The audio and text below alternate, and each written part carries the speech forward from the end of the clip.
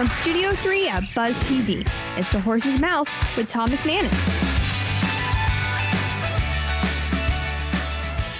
All right, welcome into another edition of The Horse's Mouth here at Tommy Mac's, of course, at my bar, where everyone has a chance to sit at the bar and tell their story. Brought to you by our good friends at Dasher and Hot Spring Spas of Jackson. We'll talk a little medical, little lock boxes, little media. We're going to get into it right now here on The Horse's Mouth. Let's welcome in the panel. Eric Dawson is back from Flory. Hey, Eric, how are you? Great to see you. Good to see you again, man. Tell us the latest on Flory and what you guys are doing. So Flory's been phoneless, contactless appointment setting, referral, content sort of software, and so now we're partnering with other affiliates so that you can one-tap activate prescription cards, dental discounts, that sort of thing, so that we're just access. You need to go to a doctor, you can access through Flory, right? You need insurance, you can access it through Flory.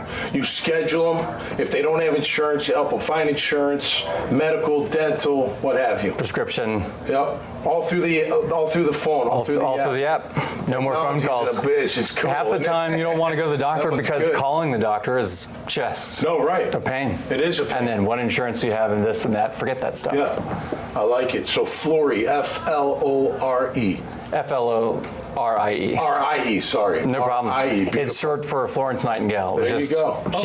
She brought sort of, analytical change to medicine, and so very cool. Yeah, paid homage to her. Awesome, man. That's a cool thing. Mathew Snyder's here. Hi, Tom. From Remedy Guard. How are you, man? I'm doing great. We're talking locking up those prescriptions, huh? Absolutely. Keeping them out of the bad hands, keeping them in the good hands. The curious hands as well. Sure. Yeah. Yeah, absolutely.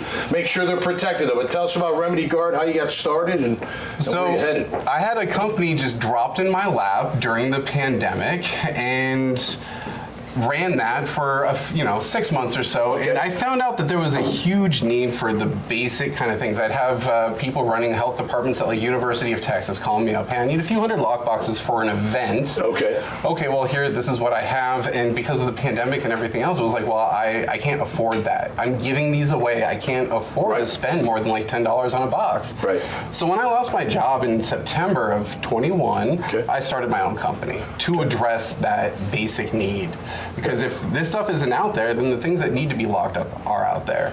Yeah. And we end up with all of the overdoses and the addiction. No, right, absolutely. Much needed. Where are they made? Where do you manufacture these? They are made in China. I looked at domestic, and domestic manufacturing just didn't pan out with the way that these are used. How tough was it during the pandemic, though, with the chain and all that, getting it here? And it was. How long did that take? It must have been tough. It was a nightmare during the pandemic, and with all the shipping lanes getting congested and everything, it was bad. All right, what's the best going from corporate to entrepreneurial? Being able to call the shots, and when people call me up, hey Matthew, I need X, Y, and Z, I can just take care of it and handle it. Right. I'm more like I don't like people telling me what to do. So rather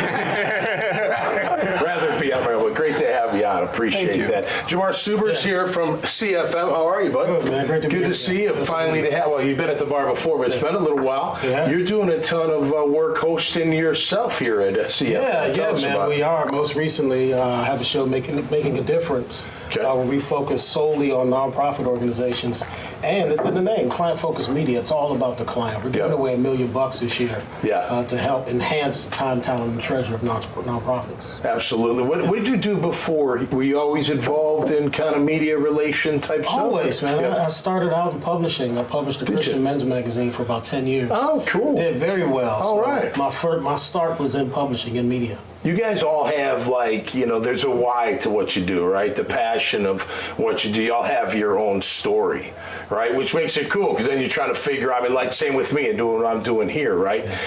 Whatever the why is being involved in media, being able to meet great people and being on TV, radio, and all that good stuff. But the why is really important. What would you say to somebody that's trying to search for that why, to try to, take that next step in their life professionally? What kind of advice would you give them? I would say we've all seen things where we've worked, where we have some expertise that are just broken. And so there's the why. You've seen it broken. Fix it. Through experience. Fix it. First-hand experience. What would you say, Matthew?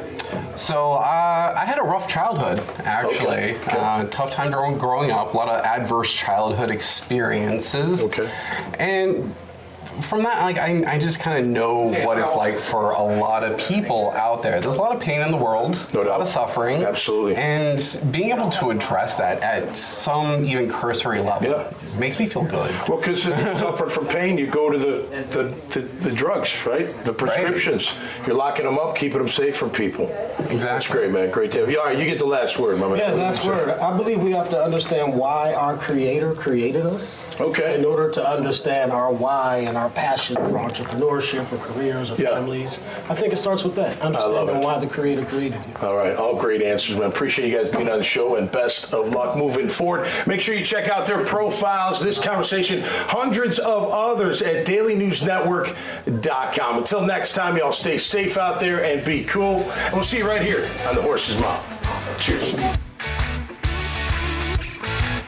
The coach should be going to bed at night thinking about the athlete and how they're going to help that athlete improve. They shouldn't be worrying about how am I going to quantify their improvement, or am I going to have to keep up with all this information? Those things that are kind of background to the coach focusing there on the athlete. And so what Dasher does is it takes all those side things away, allowing the coach to focus then on the athlete.